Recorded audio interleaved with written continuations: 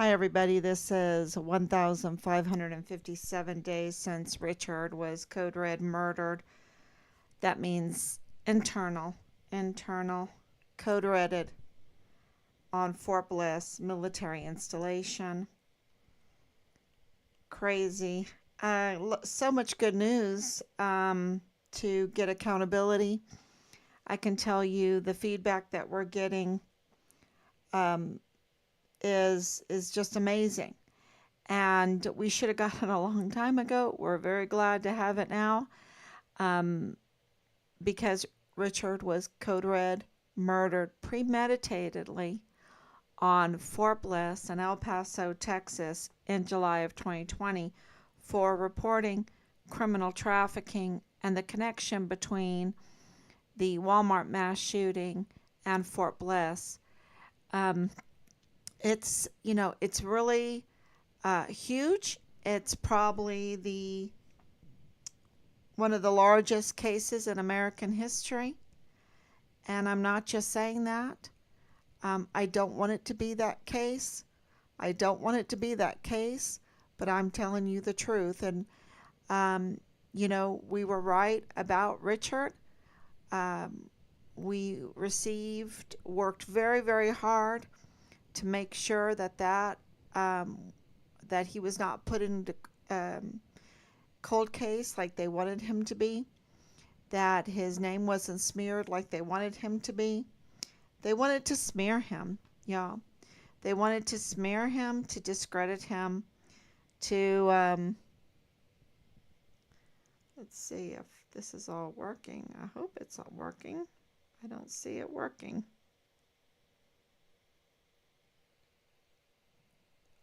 Let's see if I didn't start something.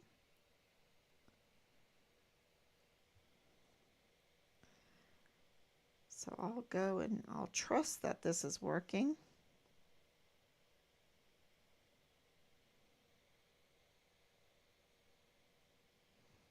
Let's see.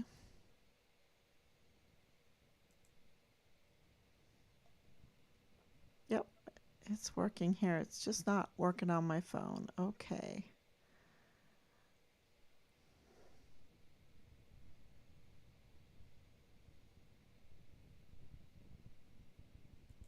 Okay, so let's give it a minute and see. I don't know why it's not working on my phone. I can't. Okay, I'll just do it without. I'll just do it from here.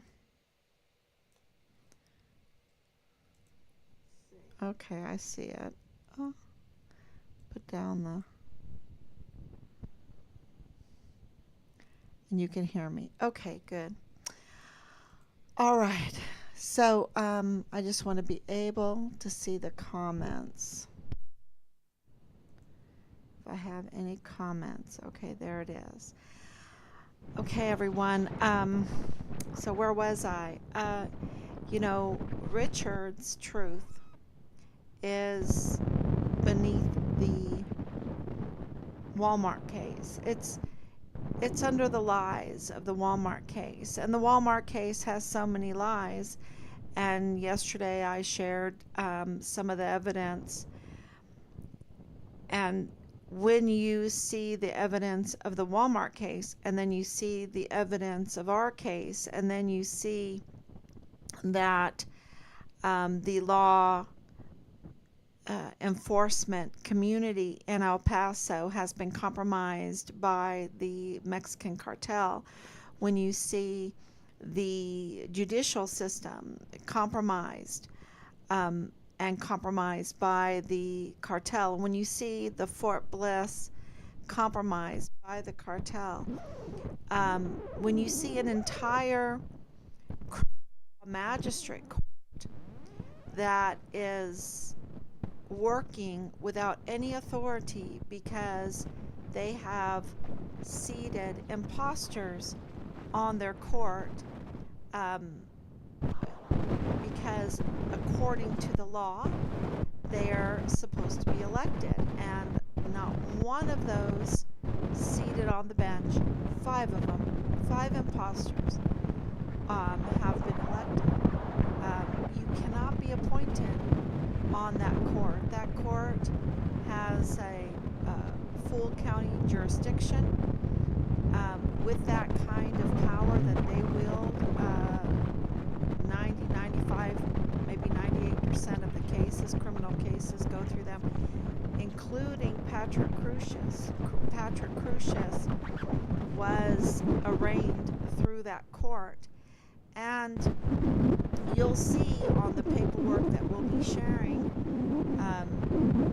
it is Judge Penny Hamilton, and she has since retired. She's up to no good, okay? She's just up to no good. She's an imposter now. She's an imposter on that court. She's an imposter retiree. She is now serving an imposter, a usurper, because she's working inside of the district attorney's office for usurper Bill Hicks. And, we'll discuss all of that, but, what we really want to talk about is what happened this week. It really is our research. It really is shocking what has happened this week. There's so much to it because there was a hearing in the Walmart case. And during that hearing, Joe Spencer and Judge Medrano had to essentially admit that they were engaged together in unlawful backroom deals in order to manipulate the case, stall the case, stop the case from moving forward, delay the case, and also hide by sealing evidence, sealing orders. There's like 120 that, and there might be more, and I don't want to give away everything that we know, that we, because then they might take down the articles and things like that, because when you start searching, you really find out a lot about what they've been doing.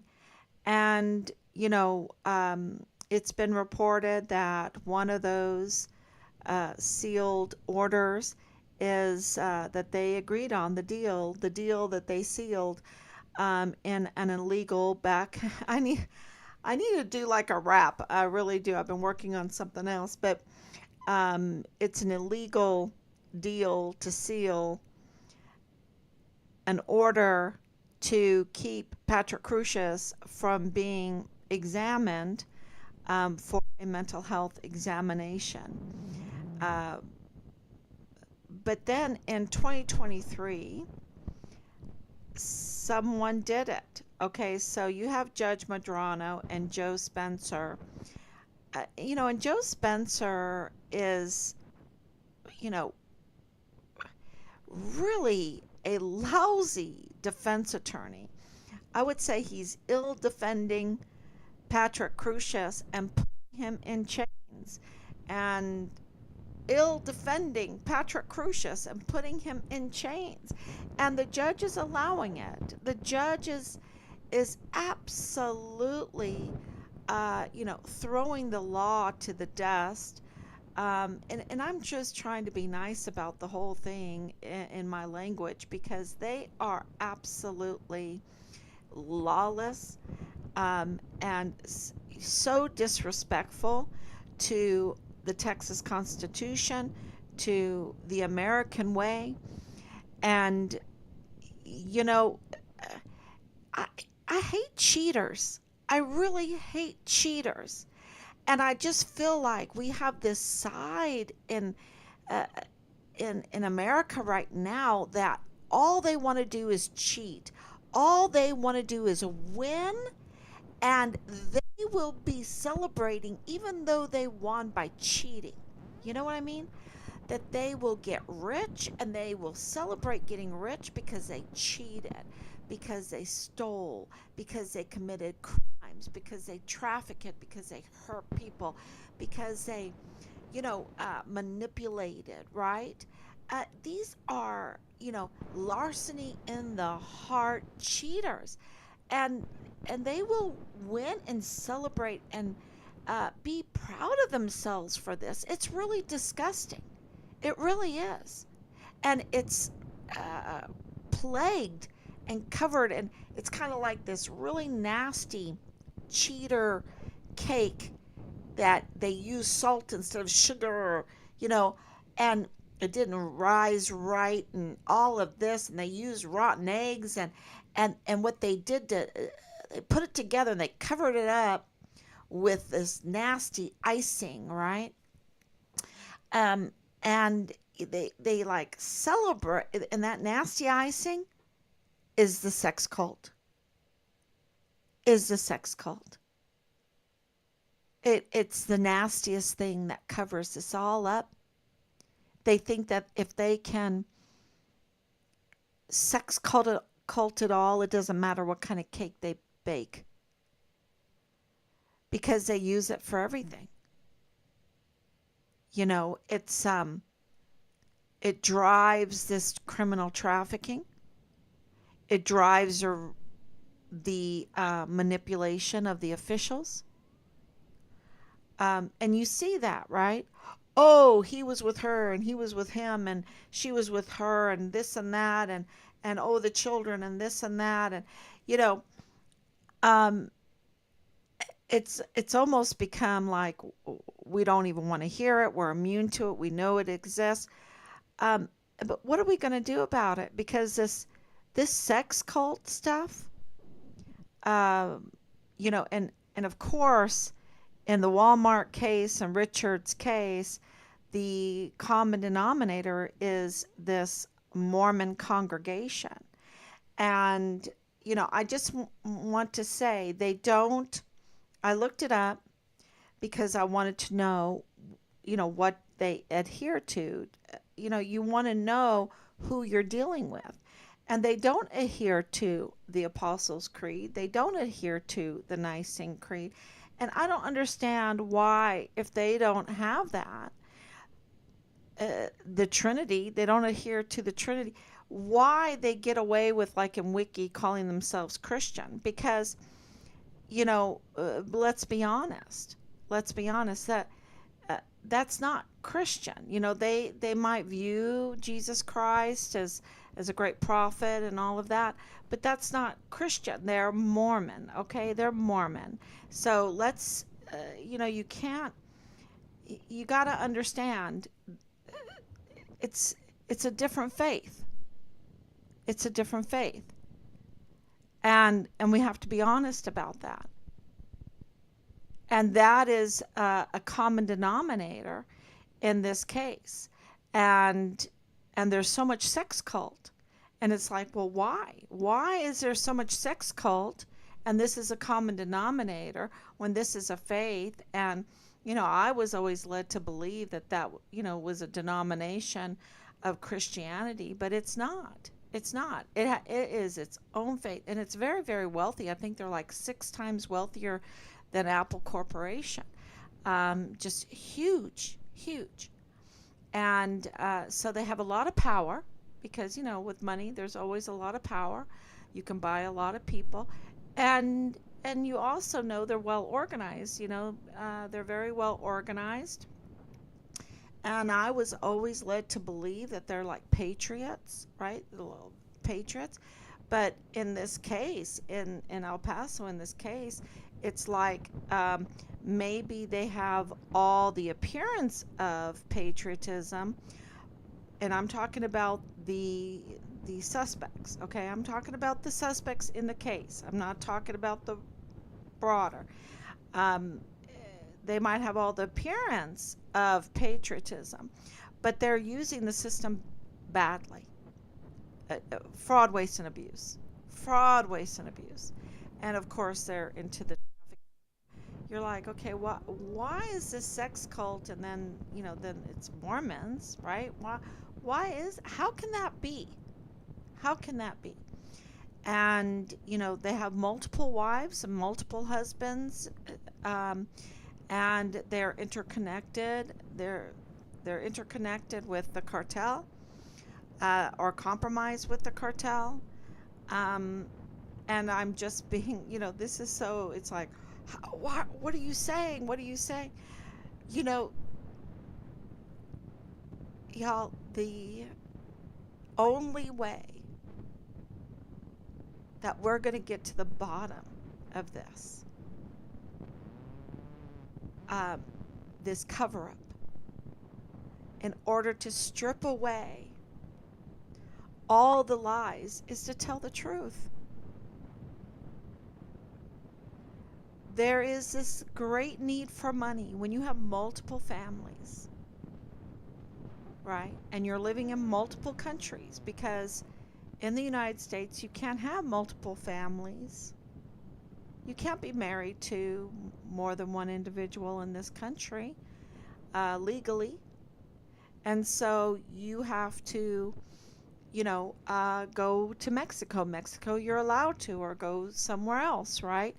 And are, if you have a family in the United States, and then you have a family in Mexico, and a family, you know, then it's very, very costly.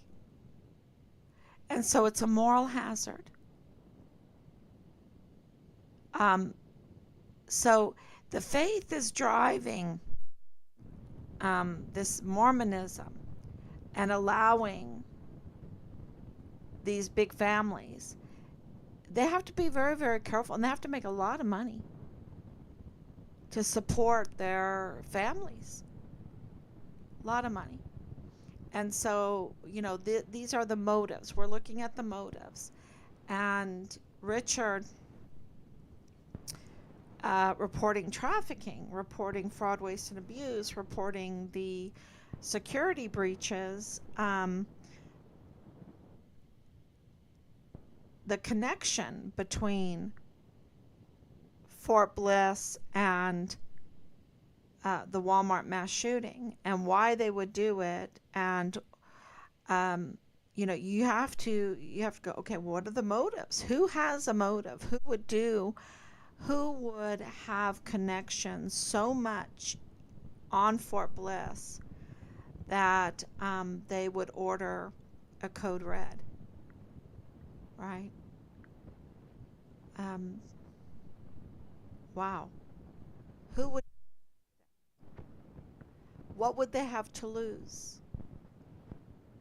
What would they have to lose? And why couldn't they, if it's leadership, why couldn't they just send Richard away?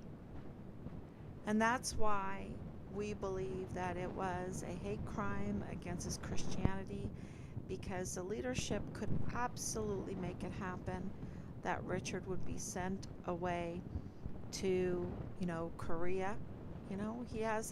He joined the military from Korea. We have a Korean connection. They could have sent him to Europe. He even requested to be deployed again, right? Just to get him out of there. He was requesting it. Get me out of this unit. They could have saved him. And yet, Major General Clem Coward didn't do that. He decided to destroy him without probable cause, without a basis. He thought he had a basis because they were in the process of framing him to discredit him. But that did not work out. And he jumped the gun. I guess he didn't learn anything in his general classes, his army battle classes. You need to lay the groundwork. I mean, I'm just a mom, and of course, I'm a military wife, but I absolutely know that you have to lay the groundwork first before you can win a battle. You can't just jump in. And so this is what we've been doing in Team Find Richard Halliday. We knew something stunk. We knew they were lying to us. We knew that the army was lying to us. We knew that the law enforcement community was lying to us. We knew that there was asymmetric warfare operatives, even officers, that they were uh, assigning operatives, their people to us to mislead us, to misguide us, to not do their duty when it came to us. Because let me tell you, we should have, when we when all of this happened, you got all these meetings, 15 plus, whatever. Richard gets a declaration of death. Where is it? Where are the meetings? Where is the huge search for Richard's murderer? They declared Richard deceased on April 20th. The paperwork all proves that he was murdered on Fort Bliss. Where are the meetings? Where are the task force find Richard's murderer? You see, where is all the action? They want to keep it buried, and they want to keep it buried underneath the Walmart mass shooting case. Richard's truth is under the Walmart case, is under the lies. Walmart's truth uh, is under the lies, of course, and Richard's truth is under the lies. And so this Walmart mass shooting hearing, where Judge Medrano and Joe Spencer admit that they are illegally holding backroom deals in order to seal and hide the evidence, to keep the case from going forward, to keep whatever they want us to not know about Patrick Crusius, because they're sealing his mental health evaluation. They kept from the public that he was autistic. And unless you were paying attention, you know, because we knew that there was a connection with the Walmart mass shooting, I watched so any kind of video of Patrick Crusius I could, and it's obvious. It's obvious that he has autism. Okay? You don't have to watch for very long. And so why did they want to hide that? Now that's come out. They've confirmed it, that he has autism, severe autism, that his neighbors even said when he was 3 years old, he was banging his head against the sidewalk. That's severe autism. And, you know, from my experience working with autistic children, you know, of course, that it made sense why he had the hearing protection on, because they're very sensitive to any noise. They're very drawn in, and they're very sensitive to any noise. They like it very quiet. And, you know, they had the eye protection on. So, you know, it makes him feel protected. Um, but in order to organize it, to be able to drive long distance, like they said, which I don't know, in a car that doesn't have front license plates, that means, you know, was it registered in New Mexico, right? Because it wasn't registered in Texas. And yet he was supposed to be living in Allen, Texas, but really he was living in San Antonio, Texas, and then maybe not. Maybe he was living in New Mexico, since his car didn't have front license plates. Um,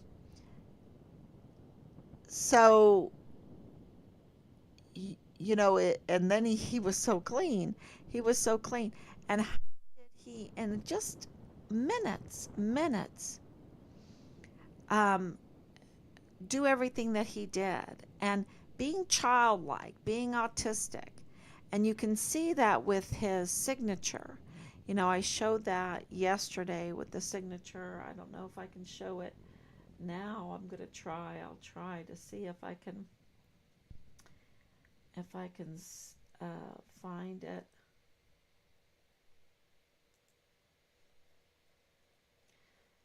So much coming in. Oh, here it is. Yeah, I can share that. That would be really good for everyone to see.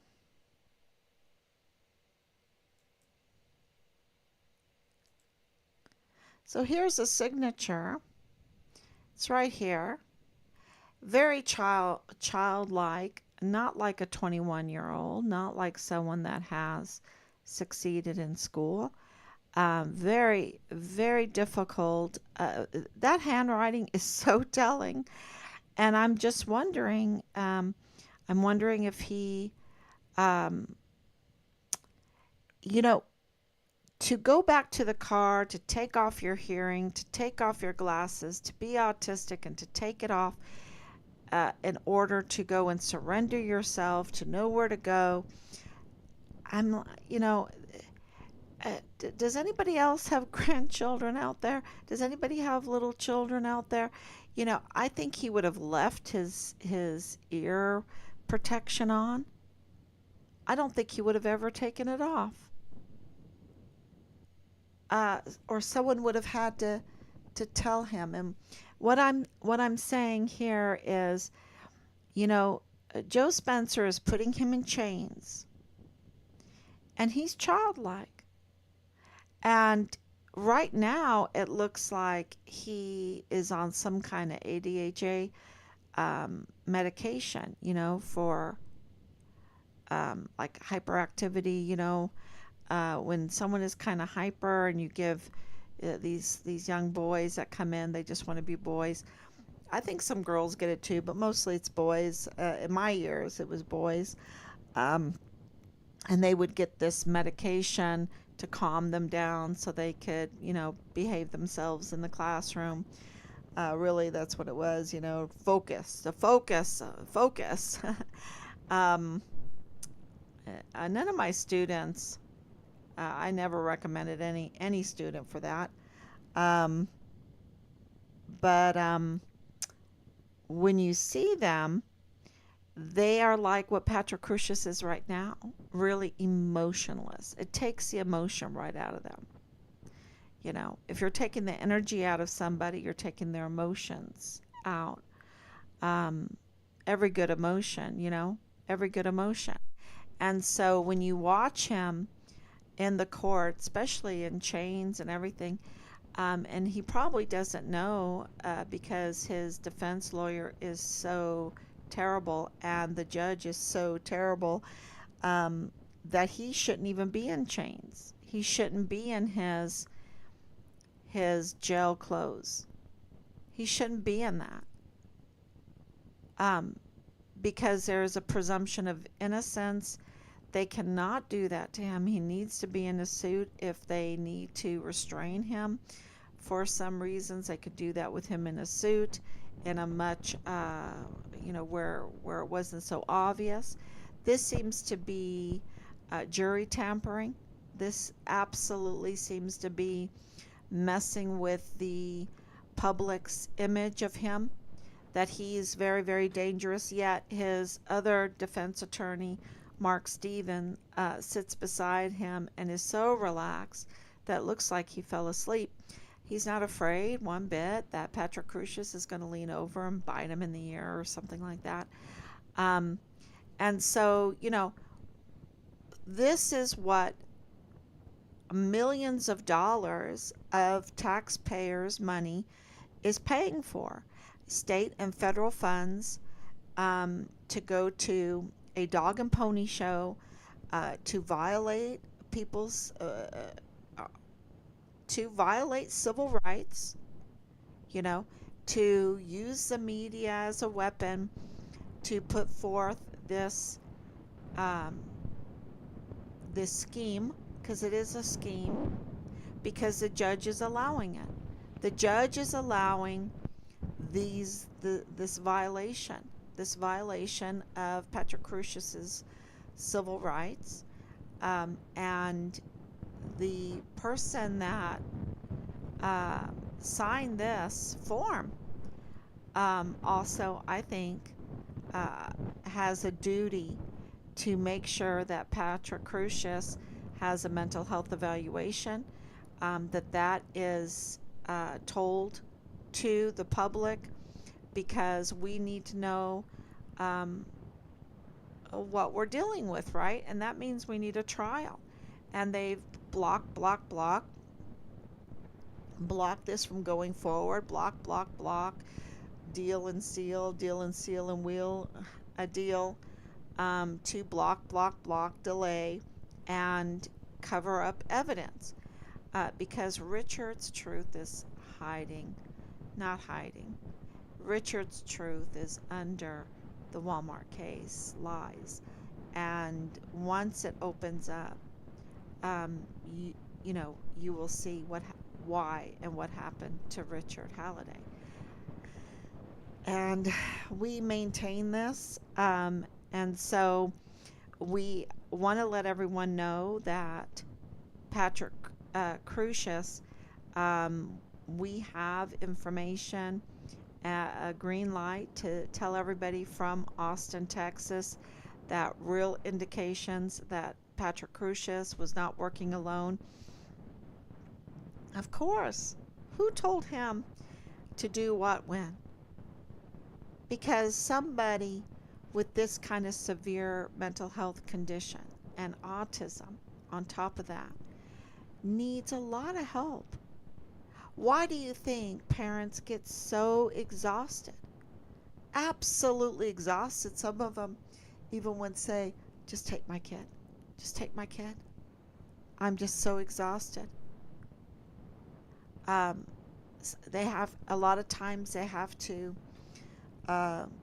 put a leash on their child, those children leashes, to keep them really nearby. They're exhausted because they require so much work. And I would like to know if Patrick Crusius needs diapers, because that is common. And I'm not picking on that. I'm just looking at his handwriting and remembering the cases that I participated in, when it comes to special needs children. And this was a common thing. They need a lot of care, and they need to be told what to do. And that's why at New Mexico State University, there is a special program. Now, it just depends on where he is on the spectrum. And because of those questions, why are they blocking his mental health evaluation? Why are they blocking that? Why is that sealed? We pay millions of dollars. We need to get this case going. We need to know who they are going to put in the Alcatraz of the Rockies for 1,000 years. I think it's more than 1,000 years. Since I was reading through the case, 90 life sentences. Whoa. Sorry, y'all. That's a big yawn. We are burning the midnight oil, and we are tireless. We are tireless. We push through to get the truth out. That absolutely Patrick Crusius, in our opinion, did not work alone. That there are shooters at large.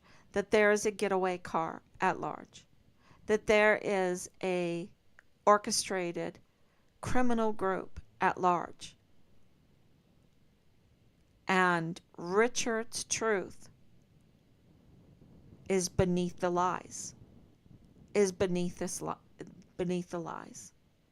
And I think that's very important, because millions of dollars are being taken from Americans through taxes and given to this criminal scam that took 23 lives. And if you count Glendon Oakley Jr., if you count Richard Halliday, um, that's 25. And I'm probably missing people.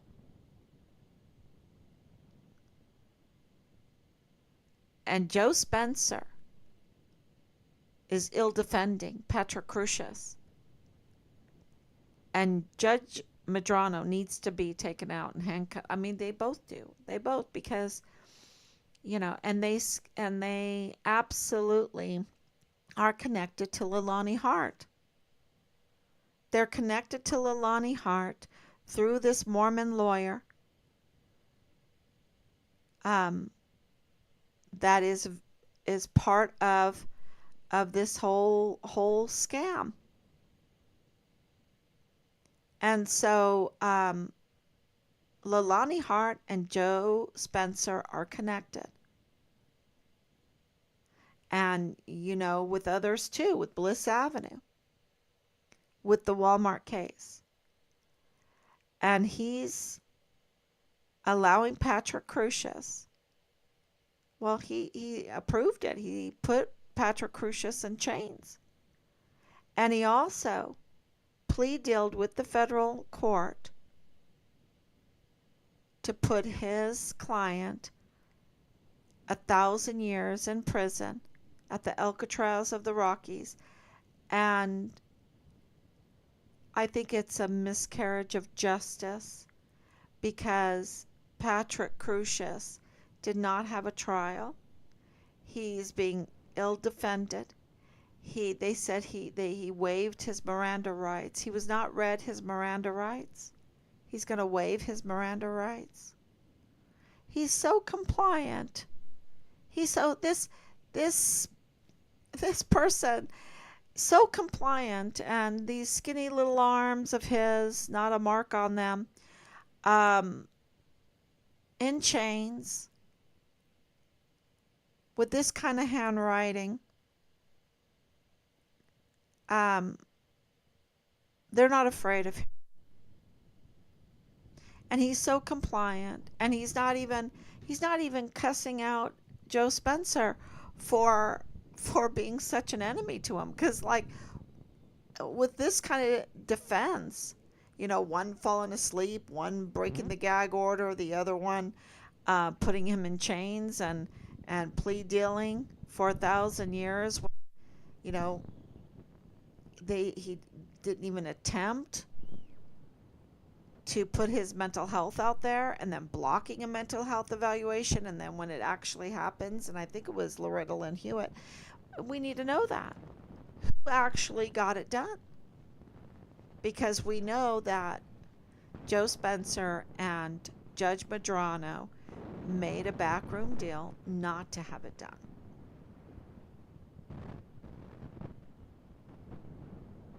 So,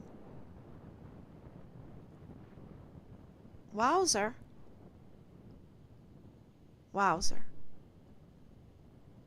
And that it's the same MO. We know that they did the same thing in Richard's case.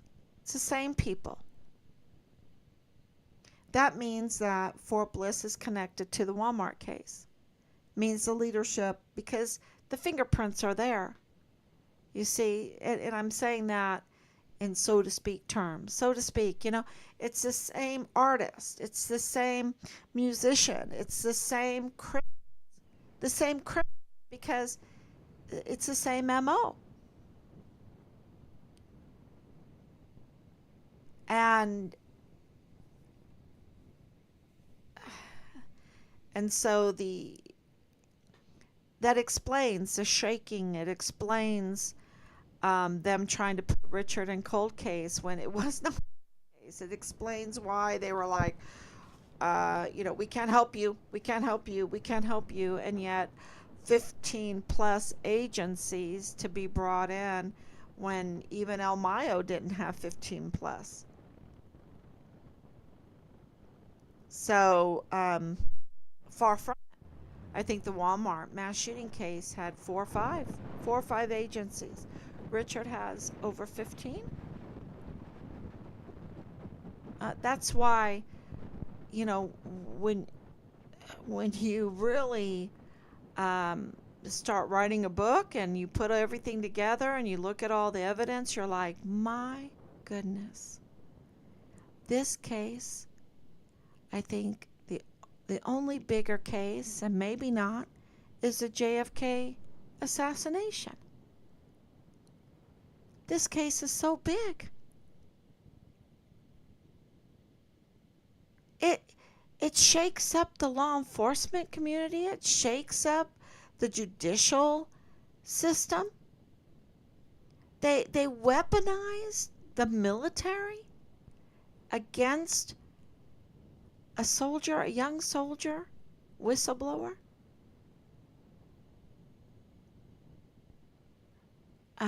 You think about the emergency intake center, and then this whole autism thing. If Patrick Crusius is connected to the military, which, the MO for all of this is, it points to that he would be. If he's in some kind of autism program for the military or for the VA or something like this, because the MO for all of this, look at Dallas Hart got green to gold. What the heck? That guy could never on his own qualify for green gold. He doesn't have the qualifications. That's why he's already out of the military. That's why he's prime suspect in Richard's murder case. I mean, messing with child corn, accused by his own mother of, and in communications we have long history of incest in the family. This is while he's in uniform.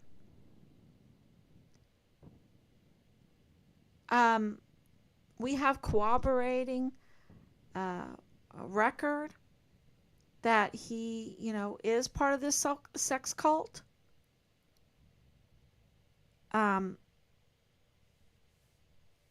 You're talking about the abuse of a child in Leilani's bedroom by multiple members of the household.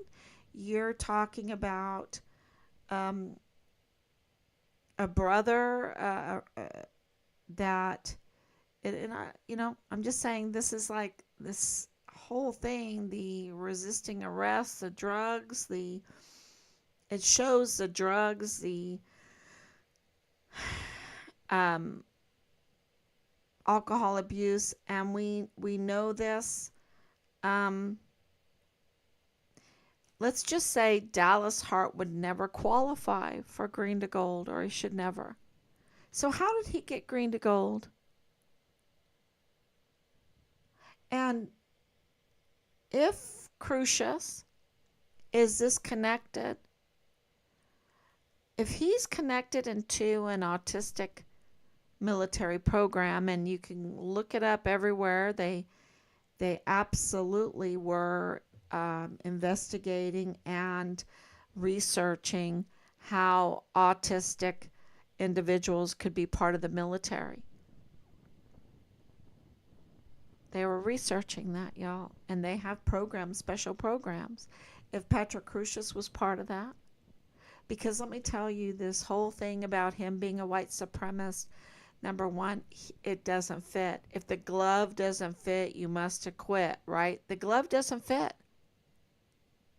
You've got to acquit yourself with this notion, this false narrative driven by a liar, a known liar, corroborated by the El Paso Police Department, Ernest Christopher Grant.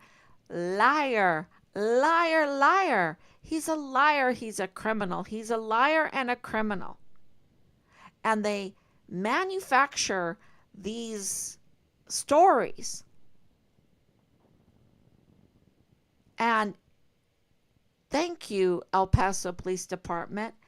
We knew it was a lie because Patrick Crucius was clean. He was clean and he surrendered to a Hispanic police officer, a motorcycle officer. And there were Texas Rangers there at that corner, and, you know, um, interesting. But so that whole narrative of the white supremacy, and he's not a skinhead. He doesn't have any. His arms don't have tattoos. Skinny. He doesn't look like he could hurt anybody. He doesn't. He doesn't even have the energy. It doesn't even look like he has the energy to do anything like that.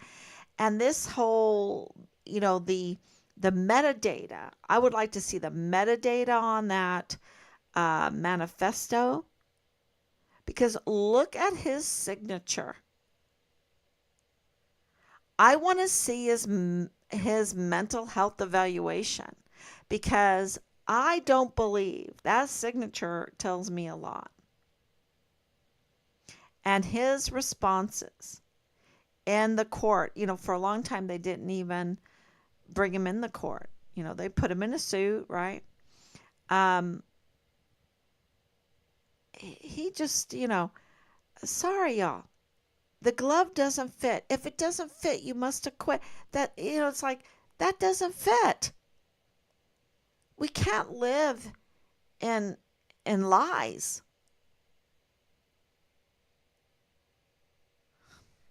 And they're bringing him in chains and illegally, okay? So they have this reason for bringing him forth in orange and white striped jail clothes, and all of these chains everywhere.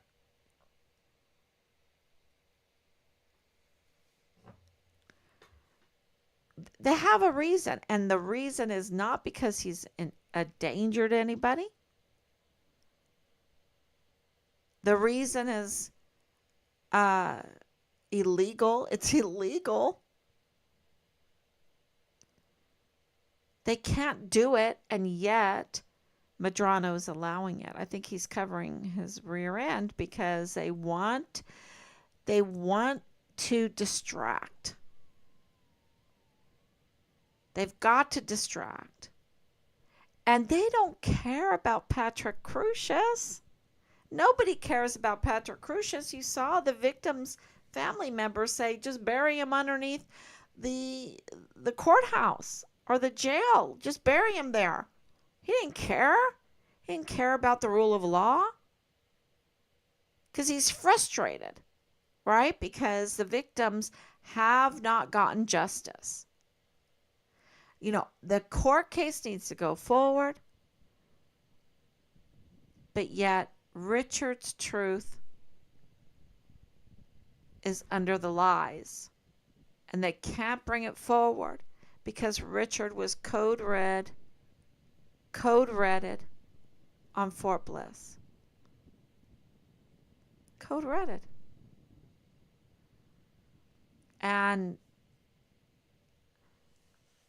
yeah. So I hope that makes a lot of sense. So y'all, thank you so much. It's Sunday and we had a great day at church. It talked about forgiveness. The readings today were about forgiveness, and it kind of focused on what I discussed yesterday, and that is, there's no forgiveness without restitution. And in the Christian faith, there's no forgiveness without restitution. And that's why we have a redeemer, because a redeemer pays our restitution. But still, restitution is required for social peace, right? For social peace. We cannot just say, okay, everyone can be a criminal because Jesus died on the cross for us, and now you can do whatever you want. You can't do that, right? It just doesn't work that way, and that's not Christianity. And I'm only talking from a Christian point of view here. Um, if you steal something, you need to pay restitution, and then you have forgiveness. You have forgiveness from the person that you stole from. And what is restitution? When you pay double, like you stole $100, you need to give back the $100 and another $100 on top of that. So the person you stole from gets $200, right? So that restrains you, that stops you, and that also makes it's easier for the person that you stole from to forgive you when they have doubled their money. So God's really smart. He knows human nature. And the reading was about this king, or it's this like government person that goes to the king and begs for mercy about his debt. His debt's huge, huge debt, right? We have a $37 trillion debt now, a $35 trillion debt now. And you're pleading for mercy, and the emperor, the king says, okay, I'm going to forgive your debt.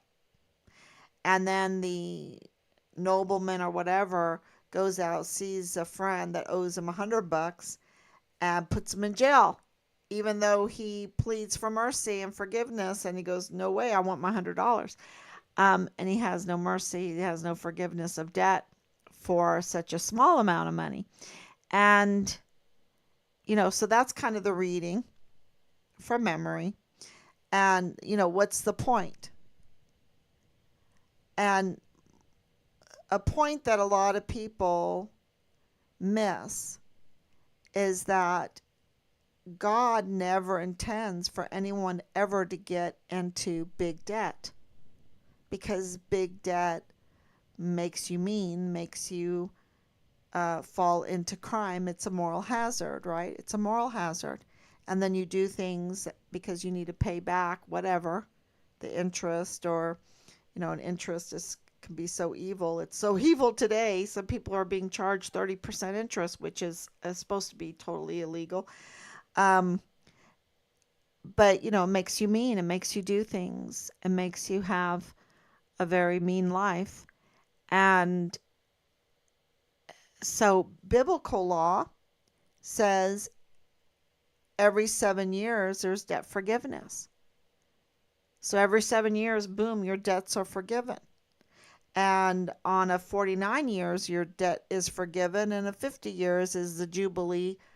So, 7, 14, 21, 28, all the way to 49, and 50 is a double forgiveness, right? So that's called the Jubilee. So 2 years in a row, your debts are forgiven. What does this mean? Economically, what does this mean? And used to it would be that way, and the Pope even comes out on the Jubilee, right? What does this mean for society? It means that, look, I'm not going to loan you that kind of money because the 7 year is coming up pretty quick, and your debts will be forgiven, and I won't get my money back. So, God is very smart. He keeps people out of debt, or in very small short-term debt. Very small short-term debt. Something that can be paid back. And in Richard's case, what does this mean? In Richard's case, the individuals, for the most part, almost every last one of them has a money problem. Almost every last one of them, not all, but almost every one of them has at least one bankruptcy. Okay? So this means they're not happy people. When you're living in debt all the time, when you're needing money all the time, you're going to do things that are not nice. You're going to be driven to things that are not nice. And we don't have debt forgiveness.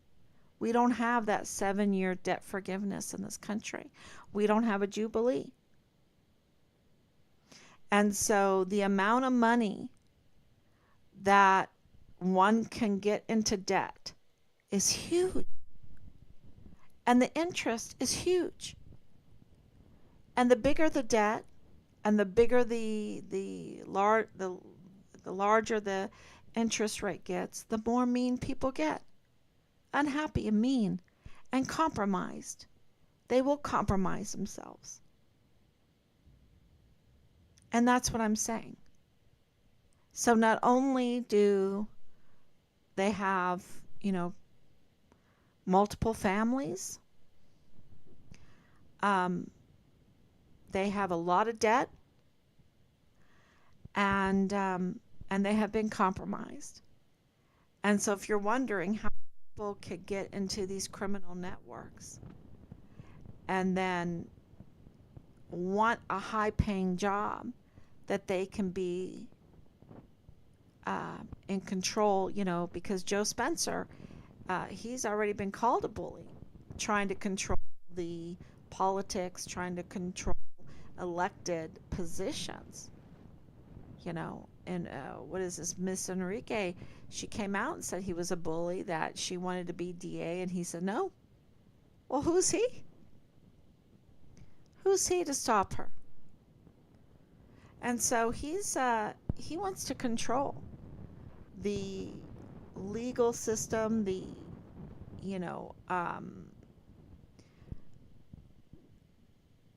and of course, well, I should just say the legal system. I want to say law enforcement. Yeah, that's compromised. But the legal system. And that is very important to know. And the evidence we have for it, I just laid down, just an outline of it for you tonight and tried to explain how they got there, how we've gotten there. Because, it seems to be not an isolated case. To want to live large, to want to be in big debt, to be allowed to get into big debt. And that's why, like the Bible story is this king forgives. Wowzer. But the king also was derelict. The king was derelict in that he allowed one of his servants to get into that kind of debt, to have that kind of moral hazard.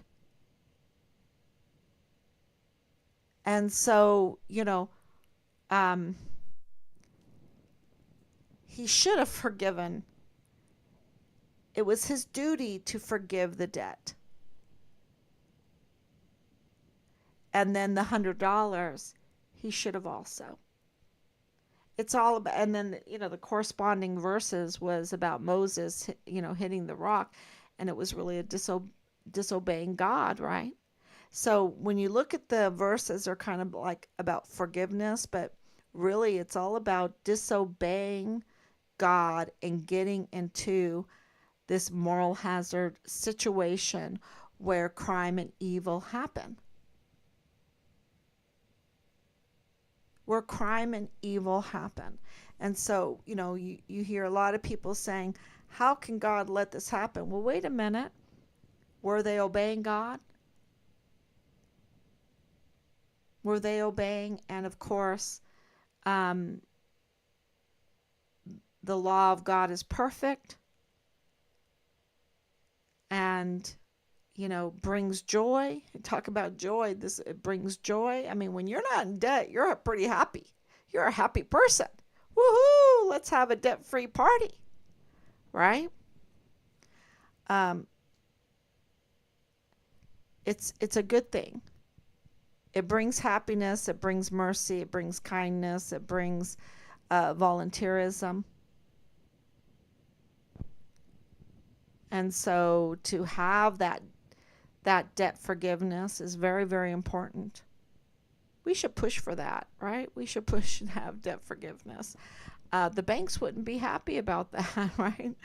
They wouldn't be happy. But anyway, um, I just wanted to explain that to give everyone a sense of how people can get mean like that. How people can get mean. And it really snowballs. And and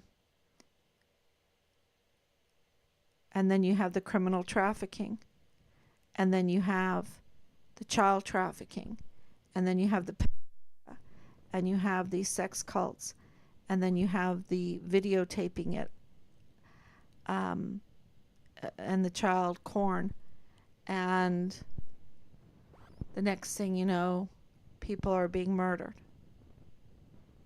So thank you for sharing, and I will be back tomorrow, God willing. Thank you so much. Let me see if I had any comments. Yes, thank you.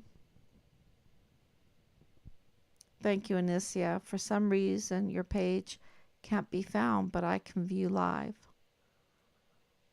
Oh, yep, you're right, Danielle.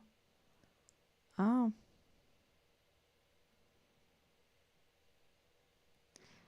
yeah. Wow. Okay, thank you so much.